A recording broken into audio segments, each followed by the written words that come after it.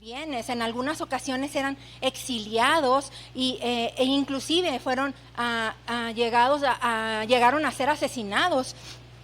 Entonces, ¿qué es lo que pasa? Algunos miembros de la iglesia de Pérgamo, pues, juegan un papel que yo le puse ahí, ¿verdad? Eso no viene en el libro, pero yo le puse que juegan un papel así como tipo cristianos de la secreta, ¿no?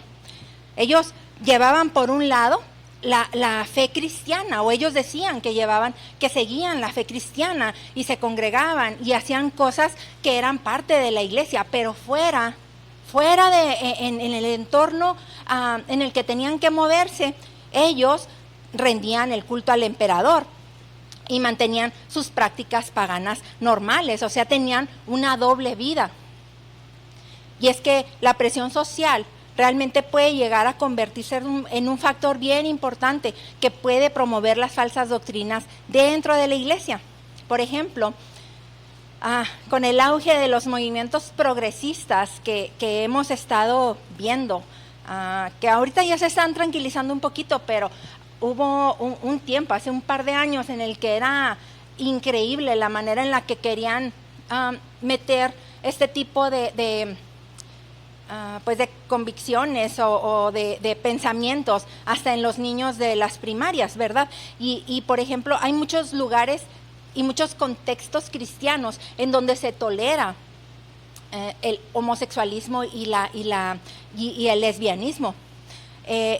Y pues aquí realmente el triunfo del creyente va en consistir en no ceder ante la presión del mundo, no ceder ante la presión de todas las campañas publicitarias que se nos hacen. Y aquí se trata de que permanezcamos firmes y que permanezcamos edificados en la palabra del Señor. Le comentaba yo hace ratito a Jesús que, hablando de este tema, hace un tiempo yo vi un video de una iglesia, no sé de qué denominación era una iglesia cristiana, eso sí sé, y ellos habían juntado a toda la gente de la congregación para comentarles, ¿verdad?, que tenían un anuncio que hacerles, que su hijo pues ya no se identificaba como hijo, ahora se identificaba como hija, y que querían presentarlo a la congregación. Y sube este jovencito vestido de niña, con vestido, con cabello con colitas, y la congregación se para y le aplaude, y pues ese tipo de conductas no son aceptables para Cristo. No es aceptable que se hagan ese tipo de actos. El número 2, la falta de discernimiento. Nunca las falsas doctrinas se van a presentar abiertamente como una falsa doctrina. Nadie va a llegar a decirte, oye, júntate en mi iglesia que estás promoviendo una falsa doctrina. No se van a presentar así, sino que el peligro que tienen estas falsas doctrinas precisamente es que se presentan como si fueran la misma palabra de Dios, o se justifican con la palabra del Señor. Por ejemplo, cuando la serpiente quiere a hablar con Eva, ¿verdad? Vaya a hablar con Eva. ¿Qué es lo que le dice? Con que Dios os ha dicho, o sea, utiliza las palabras del Señor, las tuerce, y luego le da una distorsión de la verdad, de lo que el Señor había dicho, distorsiona la información para envolver a Eva. Y es que las palabras, así es como se infiltran, las falsas doctrinas, utilizando la palabra del Señor, pero tergiversándola, porque aquí la astucia del enemigo y la justificación de la palabra del Señor va a crear este ambiente de adoctrinamiento, lo van a presentar como si fuera una doctrina pues sí, aceptada, una doctrina sana. Pero cuando la iglesia se mantiene realmente apegada a la palabra del Señor, pues entonces aquí, como dice en Hechos 5:14, ¿verdad?, los sentidos van a estar bien ejercitados discerniendo el bien y el mal. Dice Hechos 5:14, pero el alimento sólido es para los que han alcanzado madurez, para los que por el uso tienen los sentidos ejercitados en el discernimiento del bien y del mal. Entonces, ¿Qué es lo que tenemos que hacer para evitar que estas falsas doctrinas entren en nuestra iglesia o se dispersen en nuestra iglesia? Bueno, pues tenemos que mantenernos enfocados y estudiando la palabra del Señor de una manera adecuada para poder discernir lo que está bien y lo que está mal. Otra característica que tiene una iglesia en peligro es la permisividad. ¿Qué es la permisividad? Bueno, según la carta que está mandándole Cristo a la iglesia de Pérgamo a través del apóstol Juan, Pérgamo se está mostrando accesible con aquellos que están practicando actos que son contrarios a la fe. Y aquí el reproche que les está haciendo el Señor a la iglesia es que ellos les permitían convivir como si fueran un cristiano más. Sí, o sea, no les decían, oye, estás haciendo las cosas incorrectas. No, o sea, para ellos, las personas que estaban viviendo esta doble vida eran otra persona más. Nadie le estaba diciendo, estás mal, tienes que corregir esto que no estás haciendo de manera correcta, tienes que volver a la senda antigua, tienes que volver al camino del Señor. No, sino que los dejaban ahí convivir como si fueran cristianos normales. Y en consecuencia, ¿qué es lo que pasaba? Pues las enseñanzas o el ejemplo que ellos estaban teniendo dentro de la iglesia, pues simplemente se iban extendiendo como si fueran células cancerígenas, ¿verdad? Se iban extendiendo a lo largo de la congregación. Y la permisividad, o como ahorita tenemos... ya ve que a todo le ponemos nombre bonito, ¿verdad? La manera como le decimos ahora, lo políticamente correcto, para no ofender a las personas, bueno, puede jugar en contra a la iglesia, porque Dios nunca ha permitido el pecado, el Señor nunca ha permitido que el pecado esté dentro del pueblo, de su pueblo. Así que la iglesia tiene la responsabilidad de señalar el pecado. La iglesia tiene la responsabilidad de decirle a las personas, ¿sabes qué? Estás actuando incorrectamente, estás haciendo las cosas de manera que no es correcta. Hay que regresar, hay que arrepentirse, hay que regresar al Señor. Y es interesante que aquí Cristo les dice a los cristianos de Pérgamo que ellos no han negado la fe, no han negado la fe del Señor. Sin embargo, al mismo tiempo están manteniendo esa falsa doctrina, lo cual nos enseña que hay ocasiones en donde nosotros como cristianos estamos viviendo esa doble vida.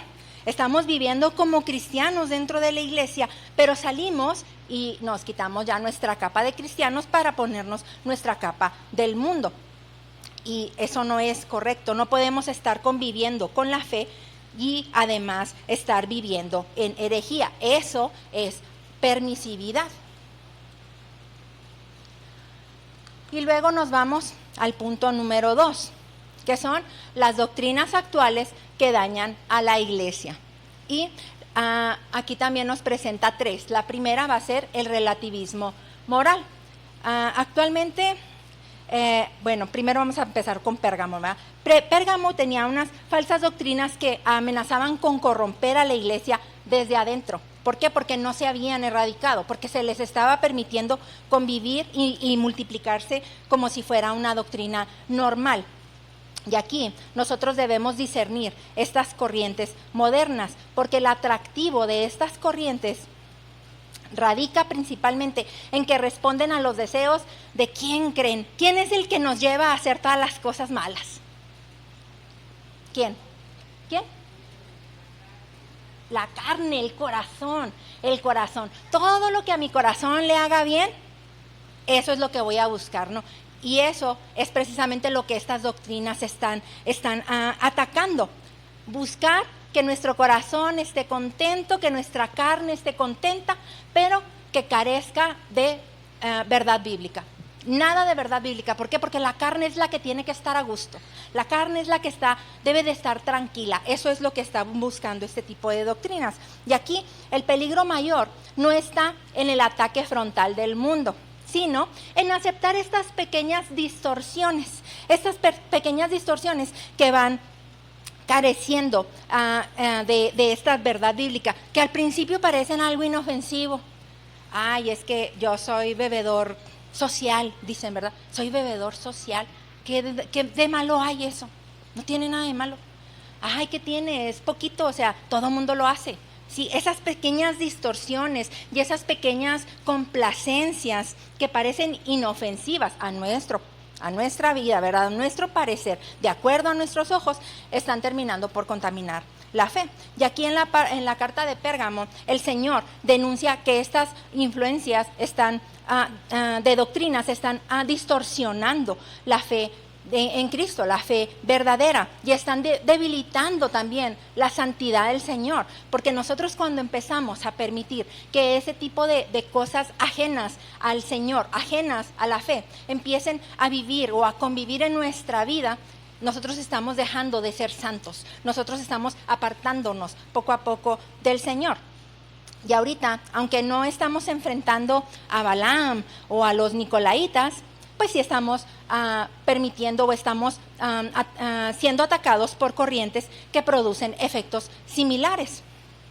Y estas doctrinas se van a infiltrar con apariencia de verdad y con promesas súper atractivas, como el evangelio de la prosperidad, ¿no? Pero el fruto va a ser el mismo. ¿Cuál? Tibieza, mundanalidad y un alejamiento del evangelio puro, del evangelio del Señor. Y ahora sí, el relativismo moral, que es una de ellas. ¿Qué es lo que se trata esta corriente? ¿Qué es lo que nos ofrece? Bueno, aquí es que la cultura actual insiste en que cada quien debe de definir su verdad. Si yo digo que mi vestido es verde, aunque usted lo esté viendo negro, es verde porque yo lo estoy diciendo. Esa es mi verdad, porque eso es lo que a mí me hace feliz. ¿Sí me explico? Eso es lo que está mostrando. No, es que yo creo que el Señor no necesariamente le molestan estas cosas y yo voy a seguir haciendo lo mismo. Pero eso no es lo que dice la Biblia, eso no es lo que dice la palabra del Señor. Sí, pero es que eso es lo que yo creo y lo voy a continuar haciendo. O sea, cada quien defiende su verdad. Y cuando esta idea se mete, se infiltra en la iglesia, entonces se empiezan a justificar pecados que claramente condena la palabra del Señor. No tiene nada de malo que vivamos juntos, pues, ¿qué tiene que no estemos casados? O sea, si al final de cuentas nos vamos a casar. Esa es inmoralidad sexual. No tiene nada de malo que yo quiera a más cosas materiales, que las anhele. El domingo no voy a ir a la iglesia porque tengo que trabajar. Eso es materialismo, eso es avaricia. Y claro que está en contra de la palabra del Señor. Pero cuando esas verdades que nosotros queremos justificar como algo bueno, se infiltran y realmente se meten dentro de la iglesia, entonces cuando nosotros empezamos a apartarnos de la palabra del Señor, y esto tristemente va a empezar a debilitar el testimonio de la iglesia, y esto la hace perder el carácter de columna y de baluarte de la verdad, tal como nos dice Primera de Timoteo 3:15, para que si tardo sepas cómo debes conducirte en la casa de Dios, que es la iglesia del Dios viviente, columna y baluarte de la verdad. ¿Qué otra doctrina daña a la iglesia? Bueno, el universalismo moderno. Aquí nos dice, no importa, haz con tu vida lo que quieras, como dicen los jóvenes, ¿verdad? YOLO, solamente vives una vez, haz lo que quieras con tu vida, no importa, porque sabes que al final de cuentas todos vamos a ser salvos, porque el Señor, Dios es un Dios de amor, Dios es un Dios de misericordia, y es verdad, Dios es un Dios de amor y Dios es un Dios de misericordia, pero también Dios es un Dios justo, Dios es un Dios justo. Y tenemos nosotros que reconocer nuestra calidad de pecadores. Nosotros tenemos que reconocer nuestra calidad de indignos delante del Señor. Entonces, esta corriente muestra, no hay necesidad de que te arrepientas, no importa, todo está bien ante Dios, todo está bien. Entonces, le quita a la cruz y al sacrificio de Cristo, pues toda la importancia, todo su valor se lo quita. ¿Por qué? Porque nos está diciendo, la santidad aquí no es para nada necesaria. Tú vive como tú quieras vivir. Y entonces, ¿qué es lo que sucede? Bueno, el resultado, pues nos va a dar una fe sin urgencia. No hay necesidad de acercarse realmente a Cristo. No hay necesidad de ser santos. No hay necesidad de que yo sea apartado para el Señor. No hay necesidad de arrepentimiento. Todo está bien. El Señor es bueno y Él nos va a salvar. Eso es lo que enseña tan erróneamente este tipo de doctrina. Y hay otra que en mi punto de vista también a mí me parece bastante mala, que es la que busca el emocionalismo sin fundamento bíblico. Y es que aquí en algunas iglesias o algunos lugares, ¿qué es lo que buscan? En lugar de tener realmente un encuentro con el Señor, lo que están buscando es que las personas, que los congregantes tengan experiencias, que tengan emociones, que manifiesten sus emociones. Bueno, no, iba a decir, pero no, mejor no lo voy a decir. Y aquí la iglesia produce o trabaja en preparar el ambiente con canciones que sabemos que a lo mejor van a tocar fibras, con mensajes que van a tocar fibras, pero van a tocar fibras nada más humanas. Van a tocar las fibras donde vamos a llorar, donde vamos a derramar el corazón, pero con la misma intensidad a lo mejor que lo hace cuando a lo mejor era usted mundano y que oía una canción de desamor súper triste y que estaba ahí sin que le hubiera pasado a lo mejor nada, y usted oía la canción y ahí se soltaba llorando. ¿Quién sabe por qué? Porque la canción tenía algo que a usted le estaba moviendo aquí adentro. Y es lo mismo que sucede con este tipo de doctrinas. Preparan todo el ambiente para que las personas sean tocadas, pero en sus emociones, no por una manifestación del Espíritu Santo, no por una manifestación de arrepentimiento real, sino nada más algo por encima, algo que nada más está tocando las emociones, ¿sí? Y entonces, ¿qué es lo que produce esto? Produce creyentes inestables, produce personas que pueden ser vulnerables a engaños espirituales. ¿Por qué? Porque la verdadera fe se va a nutrir en el conocimiento del Señor únicamente. La fe no puede vivir en emociones, la fe no se puede manifestar en emociones ni en experiencias. Tiene que ser realmente con la palabra y el conocimiento del Señor. Efesios 4:14 nos dice: para que ya no seamos niños fluctuantes, llevados por doquiera de todo viento de doctrina, por estratagema de hombres que para engañar emplean con astucia las artimañas del error. Y luego nos vamos a ir al punto número 3. Y el punto número 3 nos va a hablar de todas las consecuencias que van a tener estas falsas doctrinas. Y es que hay una cosa que se llama la ley de la causa y el efecto. ¿Qué pasa si me paso un semáforo y ahí está el tránsito? ¿No va a hacer nada? Obviamente no, me va a multar. ¿Qué pasa si yo soy una empresa y decido simplemente no pagar mis impuestos del seguro? Pues con los peores que me pude haber metido, ¿no? Los del seguro.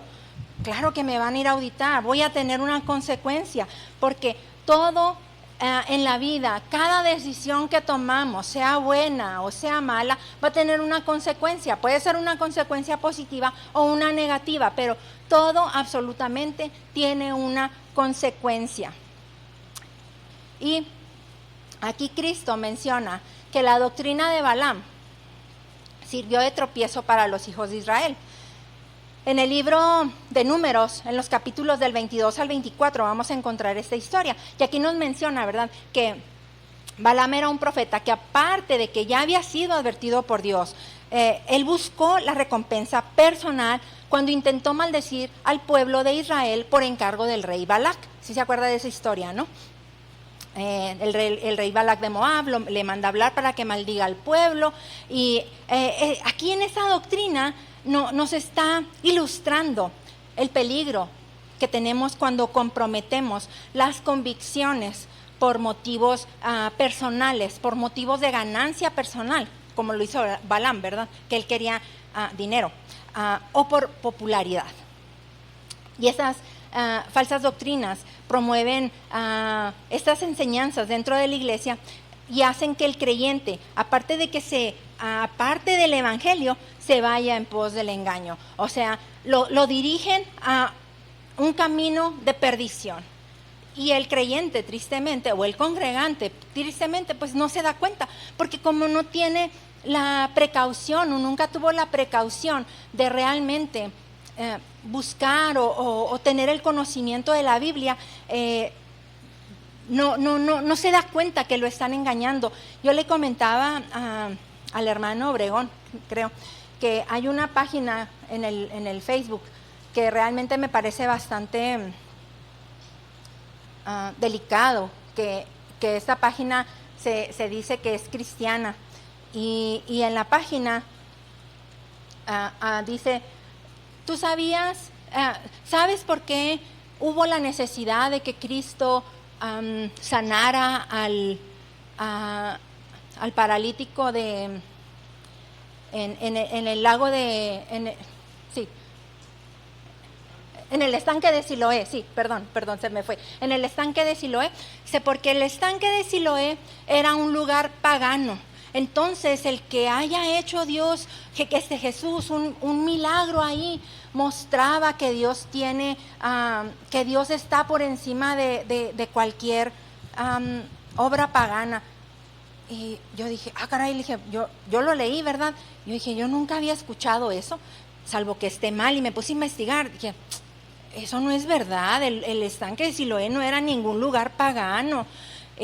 Pero yo siempre me meto a leer los comentarios, y había comentarios ahí de las personas, y ay, gracias hermano por decirnos esto, porque realmente esto era algo que no sabía, y pues ahora todo me hace sentido. Y yo digo, híjole, o sea, debemos de investigar un poquito más, de cuestionar un poquito más lo que leemos, lo que vemos, para realmente pesarlo y analizarlo a la luz de la Escritura, y saber si es real lo que nos están diciendo o no. El libro, la carta aquí nos dice, Pérgamo aún guardaba su fe, retenía el nombre de Cristo. Eso lo encontramos ahorita en lo que leímos en Apocalipsis 2:13. Pero el Señor les está recriminando el no actuar con firmeza, y por eso pronto ellos iban a ser invadidos por estas enseñanzas corruptas de los falsos maestros. Muchos fieles ya habían sido arrastrados por estos movimientos pseudocristianos que parecen espirituales, pero que realmente están vacíos de la verdad de la palabra del Señor.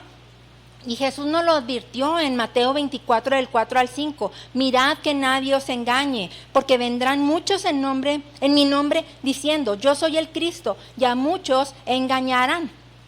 Y es que las falsas enseñanzas y los falsos maestros tienen la astucia de seducir a las personas con palabras agradables, pero con promesas completamente vacías. Y nosotros, si no caminamos a la luz de la Escritura, como nos dice Salmo 119, 103, lámpara es a mis pies tu palabra y lumbrera a mi camino, entonces la oscuridad muy pronto nos va a atrapar en sus redes. Y ahorita, más que nunca, yo creo que más que en cualquier tiempo, ahorita nosotros estamos rodeados de información, de muchos mensajes religiosos que son muy fáciles de acceder, pero que están carentes de esa verdad bíblica. Tenemos acceso a las redes sociales, donde se publican infinidad de cosas, libros, las conferencias, muchos videos en YouTube, muchas predicaciones en YouTube, pero tenemos todo que examinarlo bajo la luz de la Escritura del Señor para poder determinar qué está bien y qué está mal, porque no todo lo que se comparte es verdadero. Muchas personas se han desviado porque no han aprendido a discernirlo, no han aprendido a examinarlo a la luz de la Escritura del Señor. Y nosotros, como iglesia, debemos aprender a evaluar todo lo que escuchamos, lo que enseñamos y lo que compartimos. Así, para poder ser consistentes, entonces, poder ser conscientes nosotros de que cada decisión tiene una consecuencia eterna. Tristemente, no, así es. A lo mejor a muchos de nosotros nos parece, ay, qué padre que te puedas parar aquí a dar la clase, o qué padre que te puedas parar acá y predicar, o qué padre, sí, nada más que sabes una cosa, sí es muy padre, pero es una responsabilidad bien grande. ¿Por qué? Por lo que acabo de decir. Esto tiene una responsabilidad de carácter eterno. La fidelidad bíblica, entonces, no es una opción. La fidelidad bíblica es una obligación. Y esto es una cuestión de vida o de muerte espiritual. Por eso es algo que tenemos que tomar con mucha, mucha responsabilidad. Y finalmente el punto número 4, la solución para blindarse contra las falsas doctrinas. En 2 de Pedro 1:19 nos dice: tenemos también la palabra profética más segura, a la cual hacéis bien en estar atentos, como a una antorcha que alumbra en lugar oscuro, hasta que el día esclarezca y el lucero de la mañana salga en vuestros corazones. Aquí el apóstol está usando un adverbio, si se fijó, dice la palabra profética más segura. Nos está hablando el adverbio que está usando es más. ¿Qué nos quiere denotar más? Nos quiere decir más, quiere decir que es mejor, pero mejor que qué, ¿sí? O sea, aquí si leemos el capítulo o unos versículos antes, aquí Pedro está hablando de la transfiguración que tuvo cuando él vio al Señor que se transfiguró. Y entonces es lo que está diciendo, es de que ninguna experiencia, él vivió la transfiguración, pero dice, la experiencia no es tan importante, porque la palabra profética más segura es lo que tenemos en la palabra escrita. El evento cristiano de la transfiguración para Pedro es secundario frente a la palabra del Señor. Y esto nos enseña una cosa: antes que cualquier experiencia espiritual personal, no sé, llámese a lo mejor un sueño o una visión, o una profecía que nos hayan dado, nuestra principal regla de fe y de conducta debe de ser la Biblia. Siempre debe de ser la Biblia. No hay nada más seguro que el argumento que el apóstol está presentando frente a los falsos profetas y los maestros que, según lo que nos está diciendo, han abundado desde los tiempos de Cristo y hasta nuestros días. Entonces la Biblia representa ese faro que la iglesia debe de usar hasta llegar a tierra firme. ¿Y cuál va a ser nuestra tierra firme? ¿Cuál va a ser nuestra tierra firme, hermano? Hasta que estemos con el Señor, vamos a utilizar este faro de protección contra estas falsas enseñanzas. Mientras Cristo no haya regresado, entonces va a haber entre nosotros falsos maestros y falsas doctrinas que nos van a querer desviar del camino. Pero si nosotros nos protegemos, así como esa imagen me gustó mucho, nos protegemos como la palabra del Señor, como con un escudo, pues vamos a poder salir victoriosos. ¿Y qué vamos a concluir entonces de esto? Bueno, el Señor nos advierte que siempre va a haber falsas doctrinas, siempre va a haber falsas enseñanzas, siempre va a haber falsos maestros entre nosotros que van a intentar apartarnos del camino del Señor. Entonces, ¿qué es lo que pasa? El Señor nos alerta y nos exhorta a que estemos alertas y preparados para discernir y exponer las herejías que nos quieran atacar. No debemos de ser tolerantes, no debemos de ser permisivos, porque recuerde lo que dice Gálatas 5:9, poca levadura leuda la masa. El Señor va a regresar y Él tiene preparado un castigo para todas aquellas personas que prediquen todas estas doctrinas engañosas, pero también va a tener un castigo para las personas que hayan seguido estas doctrinas y que hayan sido permisivos en las enseñanzas que son contrarias a la palabra del Señor. Por lo que entonces nuestra obligación es que debemos de ser creyentes maduros, edificados en la palabra del Señor, para no ser como niños arrastrados de aquí para allá. como dice la palabra del Señor, arrastrados por cualquier viento de doctrina.